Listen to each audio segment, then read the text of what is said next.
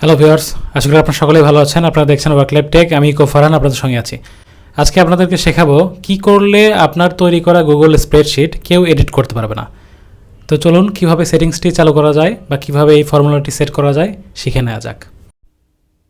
তো আপনারা দেখতে পাচ্ছেন আমার একটি স্প্রেডশিট, গুগল স্প্রেডশিট ওপেন করা রয়েছে। তো এটি আমি আরেকটি জিমেল অ্যাকাউন্টে শেয়ার দিব।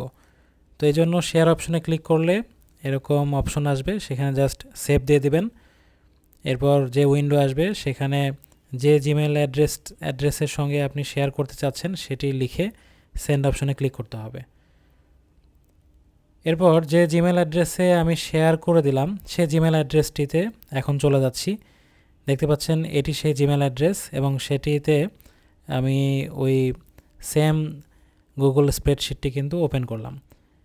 তো এখন ওপেন করার পরে যে ডেটাগুলো দেখা যাচ্ছে, নেম, স্যালারি এবং মান্থের যে কলামের আন্ডারে ডেটাগুলো, এগুলোকে এডিট করা যায় কিনা ট্রাই করে দেখি।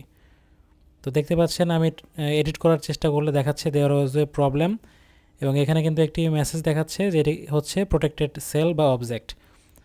তো এভাবে খেয়াল করে দেখুন, উপরেরগুলো কিন্তু আমি এডিট করার চেষ্টা করলে এরকম মেসেজ দেখাচ্ছে পপ আপ হয়ে। দ্যাট মিন্স এই ডেটাগুলো প্রোটেক্টেড।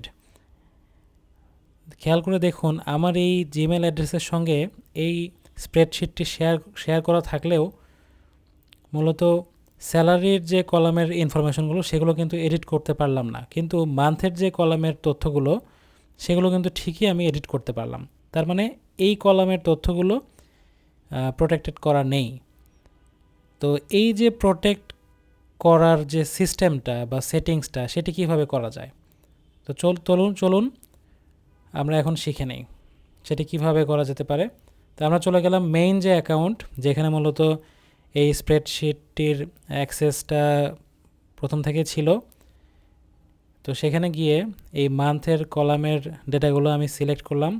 এরপর উপরে ডেটা অপশনে ক্লিক করলাম, তারপর প্রোটেক্ট শিটস এই অপশনে ক্লিক করলে ডান সাইডে এরকম অপশন আসবে।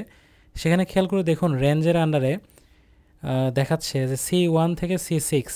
দ্যাট মিনস এই ডেটাগুলোই কিন্তু আমি প্রোটেক্ট করতে চাচ্ছি। আমি সেট পারমিশনে ক্লিক করলাম। এরপর এখানে মেল অ্যাড্রেসগুলো শো করবে, কারা কারা এটি আসলে এডিট করতে পারবে। তার মধ্যে থেকে আমি mail.worklifetech এটির অ্যাক্সেস তুলে দিলাম।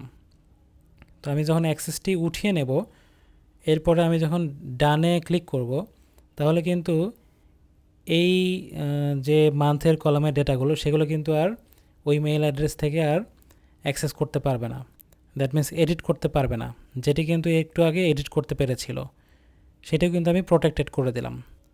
তো চলুন এবার দেখা যাক যে এগুলো কি সেই মেইল থেকে এডিট করা যায় কি না। আমরা এডিট করার চেষ্টা করছি, দেখতে পাচ্ছেন এডিট করার চেষ্টা করা সত্ত্বেও এটি কিন্তু আসলে এডিট করা যাচ্ছে না, এবং এরকম একটি মেসেজ পপ আপ হয়ে দেখাচ্ছে। খেয়াল করে দেখুন প্রত্যেকটিতেই কিন্তু এরকম দেখাচ্ছে দেয়ার ওয়াজ এ প্রবলেম। দ্যাট মিনস এটি কিন্তু প্রোটেক্ট হয়ে গিয়েছে। এভাবে মূলত আপনারা আপনাদের স্প্রেডশিটের নির্দিষ্ট অংশ প্রোটেক্ট করে যে কারোর কাছে পাঠিয়ে দিতে পারেন, তাতে করে ডেটা লস হবে না। ভিডিও ভালো লাগলে লাইক করবেন, আমাকে ফলো করবেন, আমার চ্যানেলটি সাবস্ক্রাইব করবেন। ধন্যবাদ।